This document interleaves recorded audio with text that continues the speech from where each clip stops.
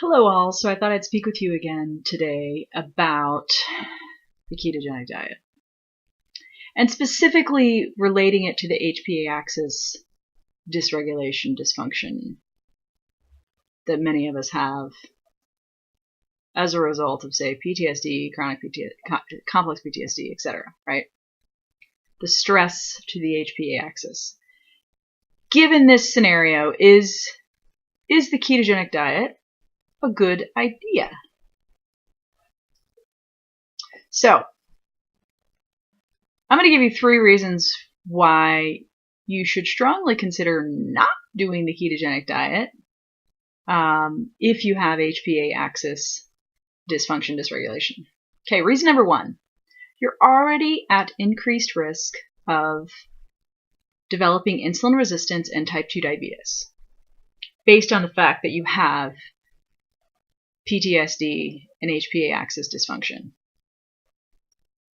The ketogenic diet leads to insulin resistance through a mechanism that basically is similar to when you have hyperglucose, hyperglycemic states.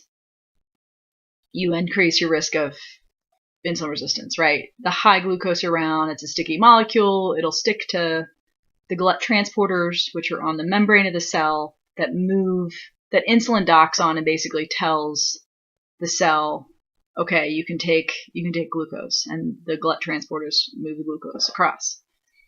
The problem is those things get gunked up with glucose. That was covered in an earlier video. The same thing can happen, and it's in the literature, that free fatty acids can do the same thing. They basically gunk up the GLUTs. If they're in the blood, they stick to all sorts of things as well, making it harder for insulin to find the receptor site and dock on the membrane to tell the cells they can take glucose. Therefore, more insulin gets secreted to try to compensate for this. That's what develops insulin resistance and type 2 diabetes. So if you would like to increase your risk, in addition to your already increased risk, meaning you want to exacerbate that risk, go ahead, do the ketogenic diet. It is a perfect recipe for that. That's point 1.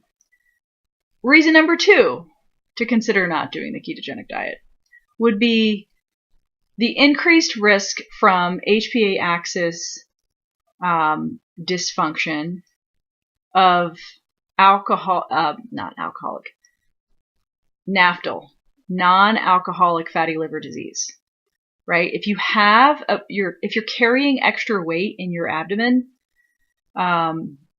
which tends to happen under hypercortisol states, that's, if you look at pictures of people with Cushing's disease, which is high cortisolemia, they add weight abdominally.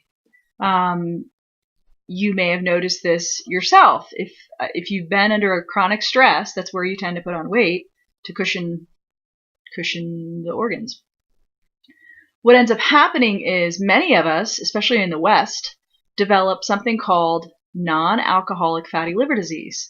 This is asymptomatic. You don't have symptoms of it. You don't really know it's happening until they happen to find it on imaging that your liver has excess fat, and it's a very similar progression to alcoholic liver disease. So when somebody who's a chronic alcoholic, and they start to lose cells in the liver, and then that goes eventually to cirrhosis, where you die of cirrhosis.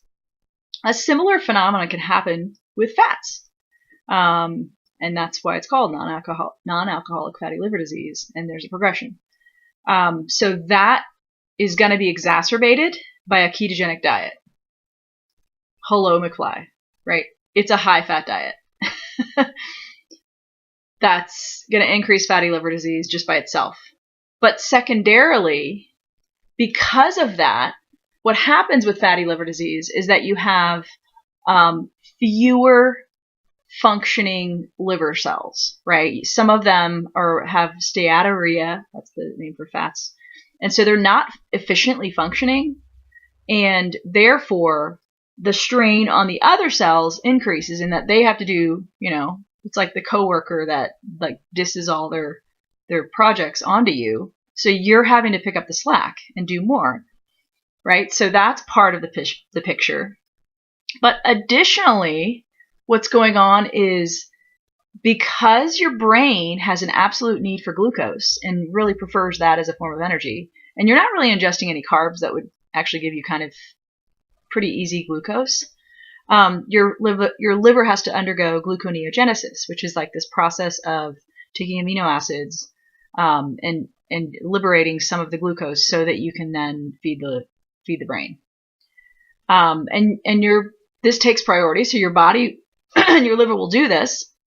But again, it's just another strain on your liver, right? So you've got the fatty liver disease, fewer cells, additionally, right, gluconeogenesis. Additionally, because you have HPA Axis dysfunction, dysregulation, cortisol gets processed in the liver to hydrocortisone.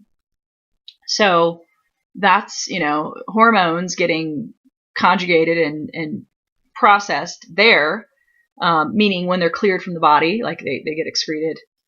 Your liver does a lot of that. And additionally, because of the weight loss, which typically people are doing the ketogenic diet because they want to lose weight, hopefully it's not rapid weight loss, but some of the time it is, in the things that I've seen, where this rapid weight loss, then your body is still going to have the energy to match, basically the recipe for weight loss is the caloric ingestion has to be under the threshold of caloric expenditure. And that gap is where the weight loss happens, right? So however much the gap is. If it's a big gap, that means you need energy. And so the way you're going to make that energy is you're going to go break down fat cells and liberate them and convert them into energy. Well, that's all fine, except for the fact that your fat cells tend to be where you store a lot of your toxins, right? Your most persistent organic pollutants, particularly of the fat-soluble variety. Your body does not want them floating around the blood, so you throw them into the fat cells to kind of wall them off, quarantine them, so to speak. Hopefully, on a better day, you can process them. Well, when you go to liberate those fat cells for energy, you're liberating those toxins that are getting dumped into the bloodstream, which is another project for lovely liver to do, right? To clear those toxins from the body. So you've got the extra hormones from the HPA axis stress going on that the liver has to deal with. You've got the toxins that you're liberating from the fats. The fats themselves are potentially exacerbating your non-alcoholic fatty liver disease. And then some of those cells, because of that condition, are likely to be not functioning as well or shut down, right? Because you're in this progressive disease process. All of the above, right? Not good for dear old liver. So, not the best way to lose weight, given the HPA axis dysfunction, dysregulation. You're not helping your liver out at all. In fact, you're adding to its burden. So, second reason why you should consider doing something else. A third reason would just be the inflammatory state, right? Saturated fats increase inflammation in the body. They tend to increase the risk of events, cardiovascular events of all sorts and sizes, meaning MI, myocardial infarction, aka heart attack, or a CVA, which is a stroke, or a PE, pulmonary embolism, which is a clot in the lungs. All of those scenarios can lead to death, in case you're wondering, side effects. But also, I mean, the risk of these things happening, events going up, tends to correlate with an inflammatory marker called homocysteine. Homocysteine tends to correlate and go up if you are consuming a inflammatory diet, which a saturated fat diet is inflammatory. So, and most people who are doing ketogenic diet are doing sat fats, I would say. So that, all of this constellation of symptoms, the inflammation increase, is only going to worsen. It's just another risk that you're adding to your plate when you already have, you're already at an increased risk of actually having a cardiovascular event based on having PTSD. That risk increases. So if we need a recipe for let's have some really bad effects to our HPA axis, this might be a good recipe for that. Thanks for tuning in. I'll see you next time. Adios.